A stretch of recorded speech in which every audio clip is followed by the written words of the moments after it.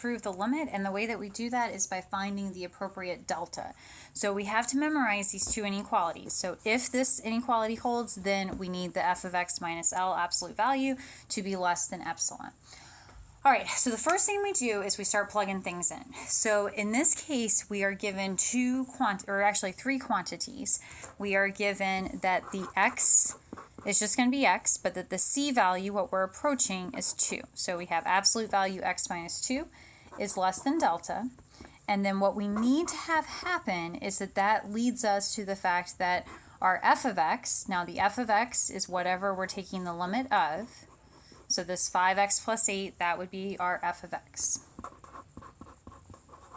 And then our limit is 18, is less than epsilon.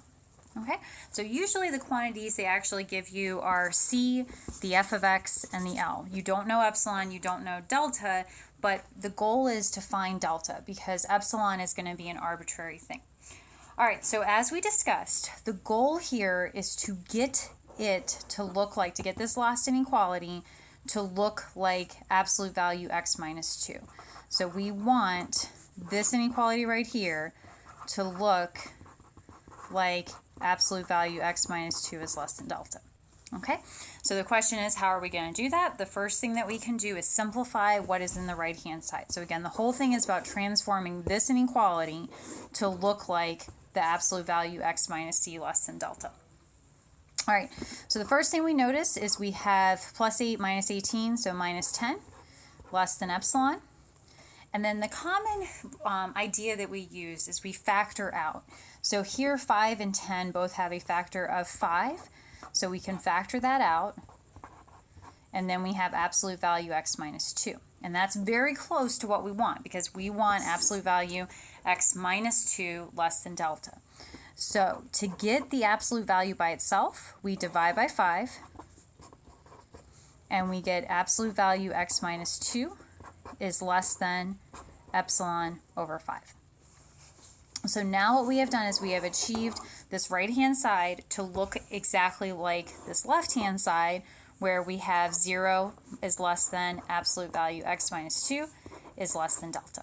Okay? Now, you might ask what the whole point of that was. The whole point is to find delta.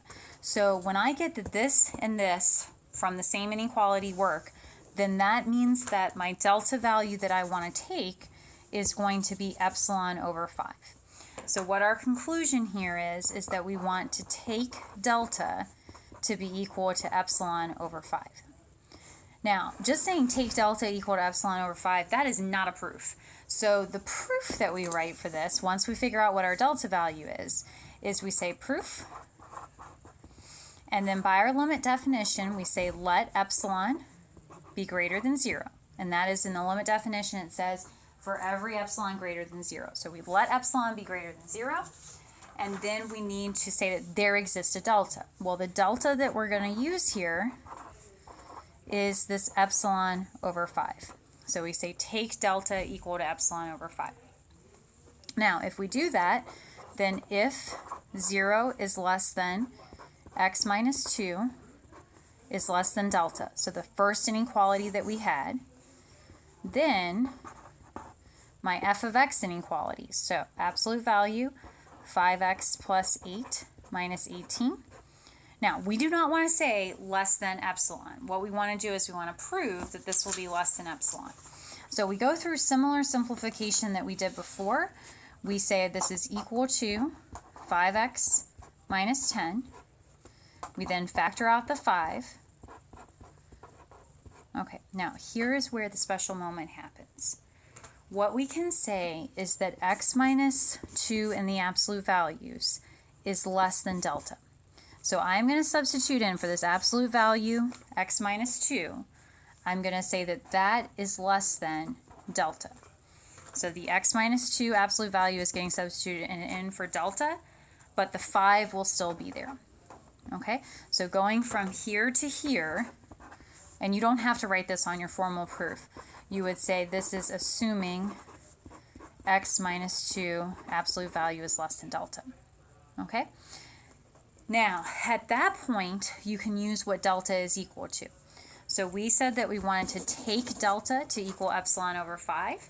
So we can plug that in. So this is going to be less than or equal to the delta, which is epsilon over 5 times 5. Okay, so going from here to here, we're using the fact that delta is equal to epsilon over 5.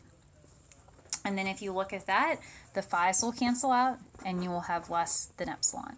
And that has proven that if you have this assumption 0 less than x minus 2 is less than delta, then your f of x minus L, if you follow all of this through, will be less than epsilon.